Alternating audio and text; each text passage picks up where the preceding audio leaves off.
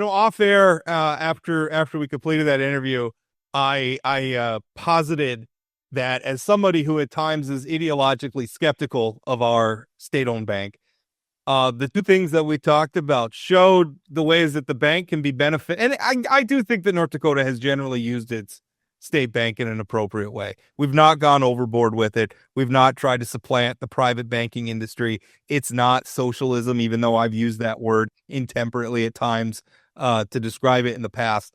But this shows that we can do some really cool, innovative things that provide safety nets and infrastructure, which is, I think, appropriate roles for government. We're not trying to supplant the private sector, but we're trying to help some people that are being hurt by the government, by the way, by the federal government. And also on this other side, we're trying to provide some infrastructure, not unlike roads, not unlike bridges and railroads and everything else, provide some infrastructure over which our economy can operate and hopefully operate more efficiently.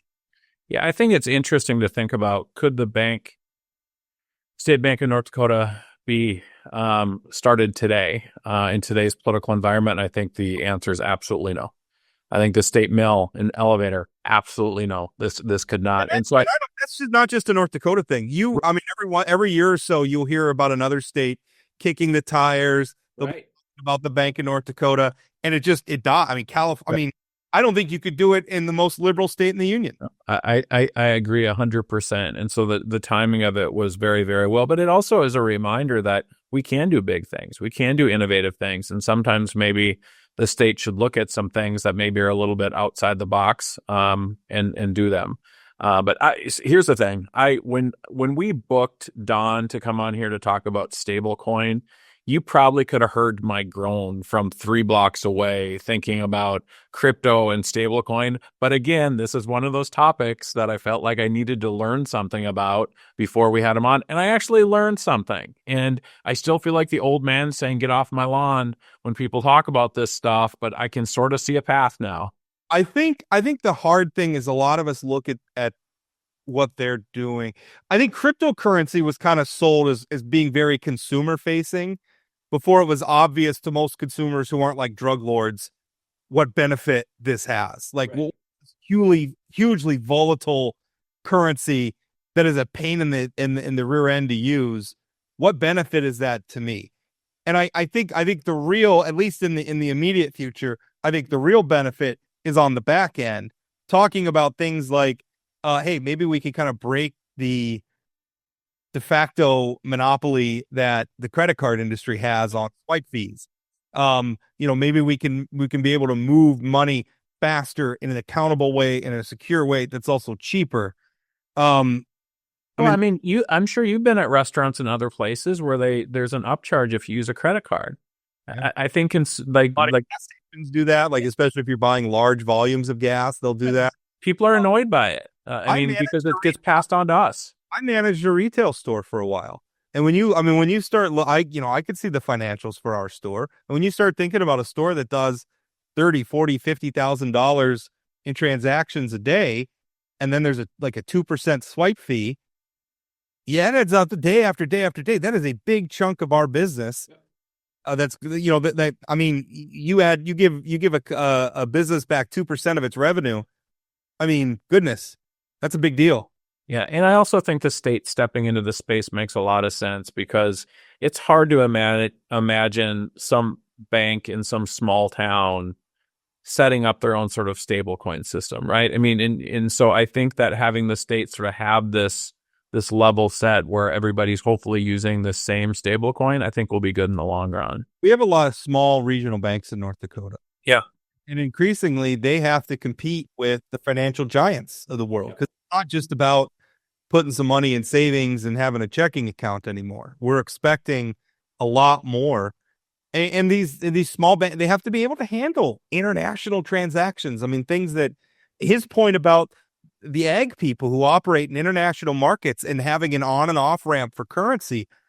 Holy smokes, that makes a ton of sense. I hadn't even considered that. And that's real money. That's not a roll of quarters, right? Just the arbitrage when you're talking about like large transactions having to be filtered through multiple currencies.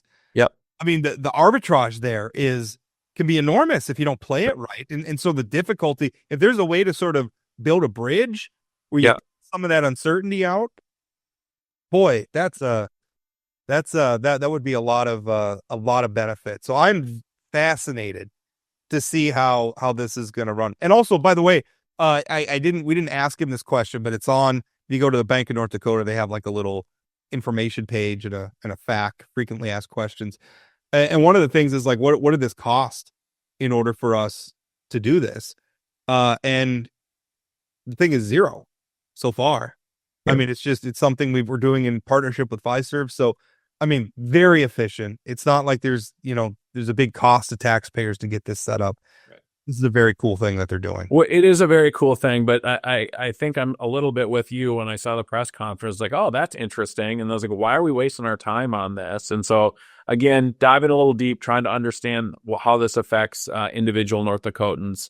I look forward to seeing the path forward. It is hard. It is, such an old man thing to be like, I can use cash in my credit card. Why would I want to change anything? It works just fine for me. And I'm trying to get out of that mindset, but man, it's hard. I mean, the gadget head sort of futurist libertarian sci-fi nerd in me likes this stuff, but I'm also aware that sometimes it could be tempting to adopt technology just because it's new and shiny. And so I think both sides need to be there. Sometimes Yeah. we do things a certain way because it works. Yeah. Um, And just be clear, sci-fi stands for science fiction. And so thinking about things that appeal to you because there's science fiction might not be although, the best in the nonfiction world we live in. although if we want to talk about like the number, NASA used to employ science fiction writers like Isaac Asimov and Robert Heinlein as part of the space program because their theorizing drove real technological innovation. Again, Neil Stephenson, we call cryptocurrency because Neil Stephenson wrote a book called Cryptonomicon. That's where the name comes from. Man, you are in your wheelhouse right now. I mean, this is just like you talking to yourself and me trying to keep track. I know. It's really impressive. I am such a nerd. And by the way, Cryptonomicon is a fantastic. I was so excited about this interview. I checked it out from the library on my phone so that I can read it again. It's a brick of a book. It's like 1,100 pages, but it is fantastic. Yeah. Well, I encourage everybody to read it. I'm not going to. You're missing out, Chad. Hey, let's switch gears and talk a little bit about carbon Hold cap. on, just really quick. Speaking of missing out, how are the Yankees doing in the playoffs? Not great. I don't know why you have to be. I've been such a gentleman about. I know. Not giving any crap. But we can't just ignore what's going on. I mean, I sort of feel bad. I don't feel bad. I mean, I feel happy for you that you don't have to go through the stress that I'm going through right now watching. It is stressful. Postseason. It is the worst. It is so like there are times it's like I think of myself like I have to watch the game tonight. And I think like, oh my God, I hope Rodon pitches well. It's so Rob, today's an nerve-wracking. off day in the Dodgers Brewers series, and I need it.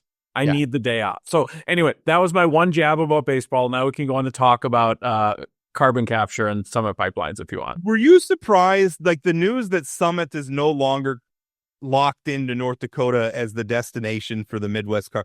I think that should have been bigger news. Like it kind of happened in a courtroom in Iowa where a lawyer for Summit, what's happening in Iowa is the permit that has been issued by essentially Iowa's version of the Public Service Commission. I'm forgetting what they call it. Their Public Utilities Commission or something like that.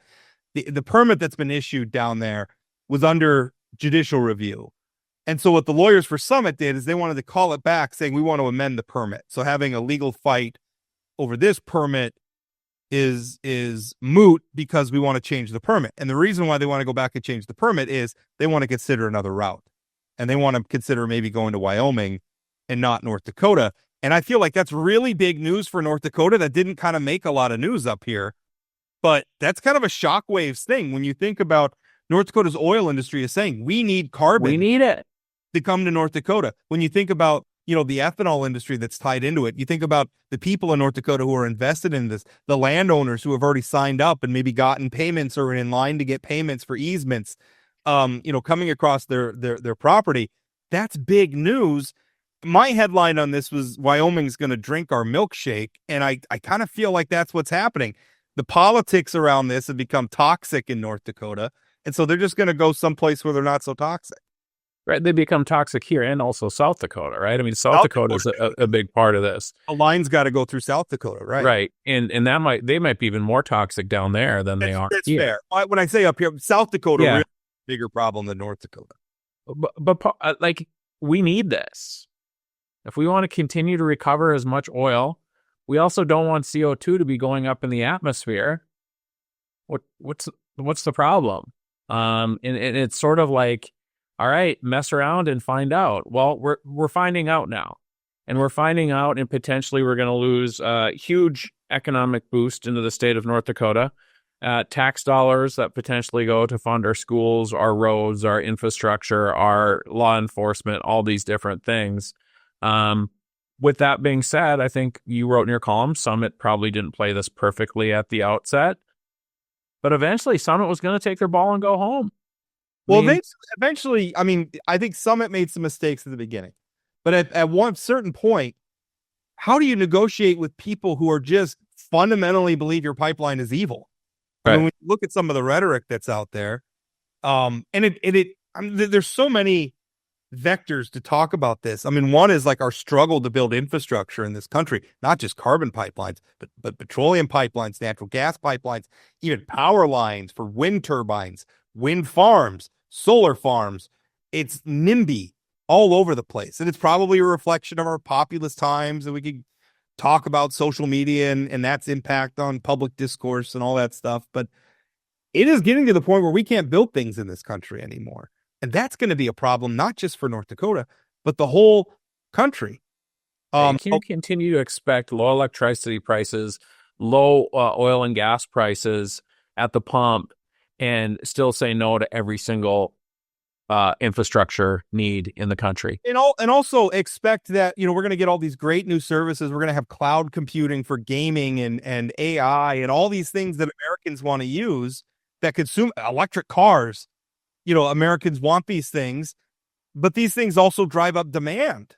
And so we've got to meet that demand somehow. And that means building more infrastructure. So this just seems very frustrating. And just to put a point on how on the bleeding edge North Dakota was on this, we were the first state in the nation to have primacy to be able to issue permits for carbon wells.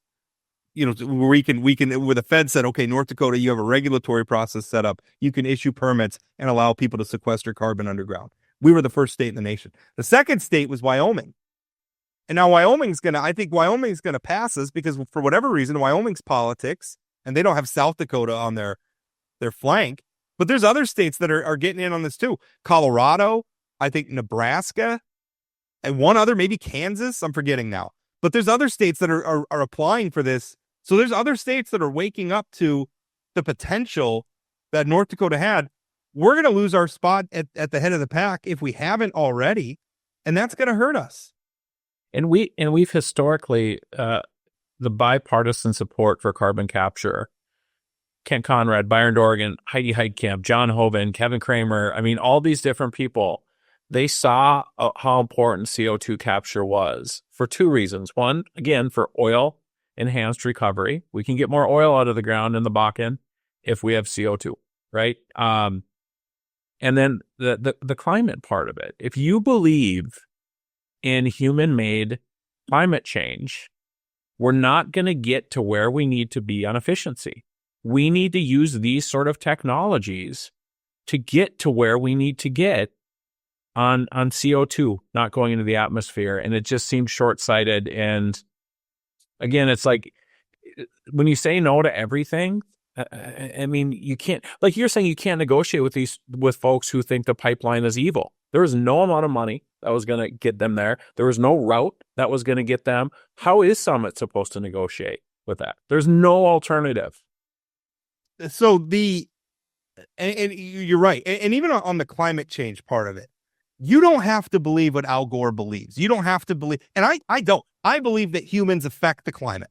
Right. I feel like in some of the ways are negative, and we need to be cognizant of it. I mean, how could we not? The billions of humans and all the things that humans are doing on the surface of this planet, of course, is impacting the environment. You don't have to believe that there's Armageddon just around the corner like Greta Thunberg does. You just don't. Um, but why is it a bad thing to develop the capacity to control our impact on the environment? I think of it like installing a thermostat where we could turn it up, turn it down. We got to capture more of this gas. Oh, maybe we're capturing too much of it. We can let some more out. To me, yes, let's develop that technology and that ability to control this so that we can protect against any potential calamities in the future. Why would we not want this? It doesn't make any sense to me. Especially when the other side of that is positive economic impact, Right. right? I mean, if you don't believe in the climate change, the Al Gore thing, you still can believe in the fact that we want to pump more oil out of the ground in Western North Dakota. It to me, it's frustrating. Right. The one negative is the private sector can't do this on its own. These emissions are an externality that they can't necessarily monetize, although there is some hope that as the oil industry needs the carbon, you can monetize at least some of it. But there's not really a market for all this carbon that we produce. We produce far more of it than we could ever use. Maybe that's going to change in the future where we find new ways to use the carbon. But for the most part, we produce as a nation far more than we need. Although what the estimate, I was shocked by this when I looked it up for my column, the needs of the oil industry are like triple what all of the coal plants in North Dakota produce in a year. Right. So we have to get that CO2 from somewhere else. Right. So we have to bring it here. And that is very, very frustrating. And it's been frustrating to watch. It's just intransigence. It's the worst sort of horseshoe politics where it's kind of the far right and the far left who are just locked into positions and they don't care about anything else. And, they've been successful. Although it is interesting that, I think you very astutely, most of the problem is in South Dakota. And if you look at the fact that South Dakota, like sort of the populist faction, both Republican, North Dakota and South Dakota dominated by Republicans, but the populist faction has had much more success getting legislative seats and elected seats in South Dakota than they have in North Dakota, where the normies are still for the most part in charge.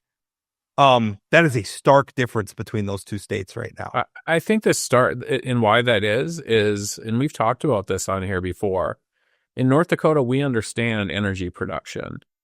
In South Dakota, the populist movement, Summit Pipeline was the issue that was used for the populists to beat the normie Republicans. That issue doesn't work as well here. And so they have to focus on other issues like book bans and that kind of stuff. Yeah, no, I think that's right. Although ethanol, South Dakota's an ag state too. This pipeline is not, the carbon, it's not the Summit Pipeline specifically. And I want to be clear because this pipeline is not really anything to do with the oil industry directly. This is from ethanol plants and then bringing it to North Dakota for sequestration. I think the oil industry's interest is the larger thing where they don't want to see the public turn on the concept of these pipelines in general because they're going to need the carbon. But the Summit Pipeline, I would have thought that in South Dakota, like the ethanol people would have some clout down there, but I guess not. Yeah. Or at least not enough. For sure. Rob, I think we got a voicemail, didn't we? Voicemail, yeah, that's just what I was going to it. Cole from Horace left us a voicemail. Let's play that now. I want to react to that. And by the way, if you want to leave us a voicemail or send us a text, 701-587-3141. We love getting these. Go ahead and play that, Matt. Hey, Rob and Chad. This is Cole calling from Horace. We live in really divided times right now. I live pretty online as a Gen Zer, and it's awful out there. I hate it. But here in North Dakota, it's kind of interesting seeing someone like Tammy Miller and our current Lieutenant Governor, Michelle Strinden, coming together for an event at the Capitol, talking about something very bipartisan. And obviously they're on the same side of the aisle, but we all know what happened last year in the election cycle. And it's interesting just seeing all those folks come together and talk about something we can all really agree with and celebrate something worth celebrating, which is what I'm here in Bismarck to do, which is employee ownership and the great ESOP companies we have in North Dakota. Tammy Miller mentioned to me that Chad supports them or knows of them, and it's not really a huge political issue on the state or federal level, maybe, which would be Rob's interest, but it is an issue that so many great ESOP stories and wealth building potential for frontline workers, which is where my passion lies. And wanted to give you guys a call just because I'm an active listener and Love what you guys do and talk about, and hope to keep listening. So take care. There's some things to unpack. First, a Gen Z guy, so he'll probably appreciate our crypto. Yeah, maybe we can have him on to explain it to us even better. It to you. I understand this stuff. You're the old man in this equation. Yeah, but who puts it into the computers to mine? Yeah. well, although again, stable coins don't have to be mined. Right. No, I understand stablecoin. It's still the crypto piece that I don't get. Like who puts it in the computer machines on the Google? Yeah, it's a whole other thing. A lot to unpack. That first of all, his reference to Michelle Strinden and Tammy Miller coming together. I mean, that was obviously Strinden was on the ticket with our Governor Armstrong. Tammy Miller challenged Kelly Armstrong for the Republican primary last year, and that got pretty brutal and pretty ugly. And so I think he's right. I mean, I think Cole is right saying that it's nice to see them come together and still work together, and we need more of that in politics. That's nice. His talk about ESOPs, I'll be honest with you, I barely know what these things are. So I do, and it's funny, when we had Tammy on at one point during the governor's campaign, we talked a little bit about ESOPs, and I expressed my intrigue. I wouldn't say I support them, because I think there's, like so many things, there's good ESOPs and there's bad ESOPs, and there's a lot of different things. But it is an intriguing concept that, and I don't know anything about the event. Well, lay that out. So it's essentially a way that employees, their retirement is paid to them in stock in the company, and so they're sort of employee owned. And there are some potential hiccups. I'm a union guy, as folks know, that there's times where the workers might want to talk about working conditions or those kind of things. And management will say, well, you're one of the owners because it's employee owned. So it creates some conflict. But again, if you've got, like with so many things, right? I mean, there's good ones and there's bad ones. I think there's a lot of ESOPs in North Dakota they reference. I mean, Border States is one that Tammy Miller was part of. There's a lot of folks that have benefited from being part of ESOP. So I think it's an intriguing concept of, giving more power to workers, but not perfect, because it always comes down to who's implementing the program. I think when we talk a lot about these things, we think of them. I always think of like the fuel debate when we talk about ethanol and how we're going to fuel our cars in the future. And we're looking for like that one silver bullet thing that's replace all the different uses we have for gasoline or diesel. And that may not be the solution. We may have a lot of specific situations that fit in specific ways.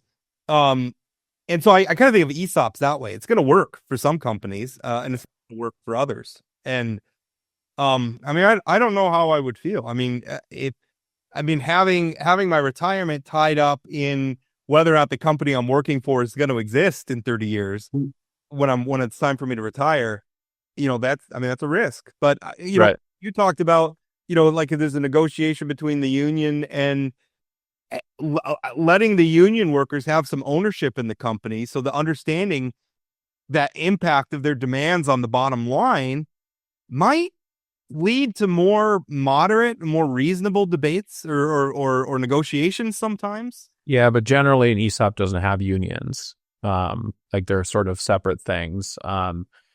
And so again, I think it's a case by case. I would love to have Tammy Miller come on here again. And because I think when we've talked about this in the past, it was in the midst of a political campaign where we were talking about 807 different issues. To have her sort of talk through an ESOP and what's the advantage for employers and employees and that kind of thing, I think it'd be fascinating. Is that where because she was obviously former CEO of Border States Electric, which is a very large, very important company and based in North Dakota and operates in our region. Do they have an ESOP? I wonder if that's kind of... Border States is an ESOP. Yep. And so one of the things, I don't know if Tammy's still on their board or what, but I know she's a big fan of the concept. And I think this event is... When she was CEO, maybe. What's that? Maybe she implemented it when she was CEO. She may have, or she came into it, but I know she's a big fan. And there's several in North Dakota that are rather large ESOPs that I think it's a concept that's confusing to people because it's a new concept. But I think it's worth having a conversation. Again, like so many things, there's good ones and there's bad ones. There's no perfect. Just like there's good lawyers and bad lawyers and good podcast hosts and bad podcast hosts. Yeah. It kind of, bringing it back full circle to the stable coin, it's one of those things where ESOPs are an option and then you let the marketplace do with it what it will. it's going to make sense for some companies. It's not for others, but it's an option and it's out there. You can use it or not use it. I think the mistake we make in politics is we think, well, this is the way it should be done. And we try to shoehorn everything into that way of doing it. We're better off sort of backing off and letting the different companies and different workforces and unions and all that stuff work this stuff out for themselves. Right. I think ultimately, I'm of the opinion that union workers having a seat at the table to negotiate their working conditions and their pay and all that thing is really, really important. But this might be another option for employees to get a piece of the pie, right? I mean, how often do people work for big corporations and they see the CEO getting a $300 million buyout or, golden parachute or whatever, and they're thinking, I'm still making $38,000 a year. This is a way for folks to benefit from the success of their work. Well, and also, I think also exposing them to the other side of the argument where it's not always a greedy CEO who's making a ton of money. Sometimes it's like, we would like to give in to your demands, but it's going to put us out of business. Right. Having some hooks on both sides of that. Rob, it's funny. All this comes down to communication, right? And trying to understand where the other side is coming from and having honest dialogue. Well, and also creating a situation where, okay, we have to work together to make this thing go forward. So you can have jobs and we can have profits and we can all prosper. So that's a good thing. Hey, coming up on Friday, former Senator Heidi Heitkamp is going to be on.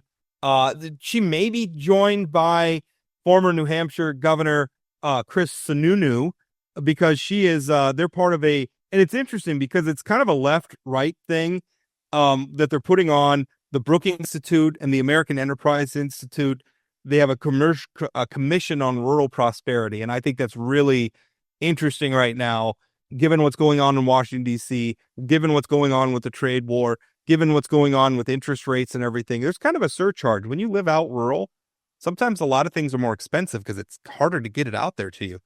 So they're having some hearings about that and they're working up something. I think that's really interesting. So that's going to be on Friday. Remember, you can follow us on YouTube, TikTok, Facebook, X. Plain Talk ND is our handle. Thank you so much for listening. We'll talk again. That's it for today on Plain Talk, the voice of North Dakota politics. Plain Talk is a production of Forum Communications Company. Got a question, comment, or suggestion? Leave us a voicemail or send us a text message at 701-587-3141. That's 701-587-3141. If you haven't subscribed to Plain Talk yet, you can find us on YouTube or your favorite podcast platform like Spotify or Apple Podcasts. For those of you who are already hooked, give us a rating or review. And don't forget to share or tell a friend. Special thanks to my co-host Chad Oban, and from myself and everyone at Plain Talk, thanks for listening.